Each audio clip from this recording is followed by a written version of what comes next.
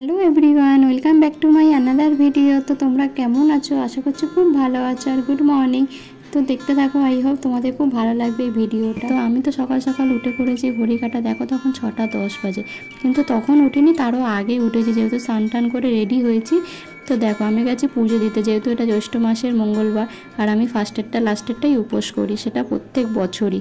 তো দেখো এসে দেখছি এত লাইন পড়েছে এই রোদের মধ্যেও, মানে লাইনটা পুকুরের পাশ থেকে এইভাবে ঘুরে ঘুরে আসছে, তোমরা দেখতেই পেয়েছো।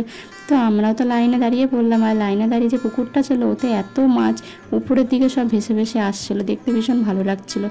তো আমি ভাবছিলাম যে মায়ের কাছে কখন গিয়ে পৌঁছাবো, আর ভীষণ গরমও লাগছিলো। তা এখানে আমরা কি বলতো 3জনে এসেছি, আমি, দিদি, মা, আর আমাদের ছিল মানত।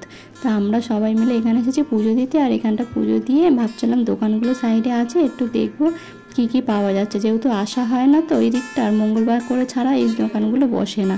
আর আমাদের বাড়ি থেকে অনেকটাই দূরে, দুখানা অটো চেঞ্জ করে যেতে হয়।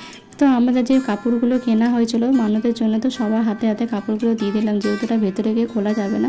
তো দেখো ফাইনালি মায়ের কাছে চলে এসে, আর মায়ের মুখটা তোমরা দেখে নিয়েছো কত সুন্দর। আর এখানে না অনেক দূর দিয়ে সব আসে পুজো দিতে।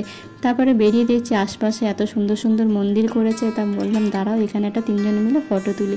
তা মা বলছে ওদের মধ্যে মুখের অবস্থা খারাপ, তুলতে হবে না ফটো। আমি তাতে কি হয়েছে, তো ফটো তুলে দেখলাম এখানেও আর একটা মন্দির করেছে। আর এই ঠাকুরগুলো না সব বাইরে থেকে এসছে, এখানকার ঠাকুর না। তো পুকুরের মধ্যে দেখছি এখানে একটা বৈষ্ণব দেবী মন্দির করেছে, এর মুখটাও তো মানে আরও অপূর্ব।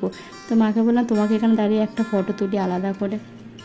তো তারপরে আমরা গেলাম জল খেতে। জল খেয়ে মেলা টেলাগুলো ঘুরে ঘুরে দেখলাম কী কী পাওয়া যাচ্ছে, কিছু 2-1টা জিনিস নিয়ে বাড়ি চলে এসেছি।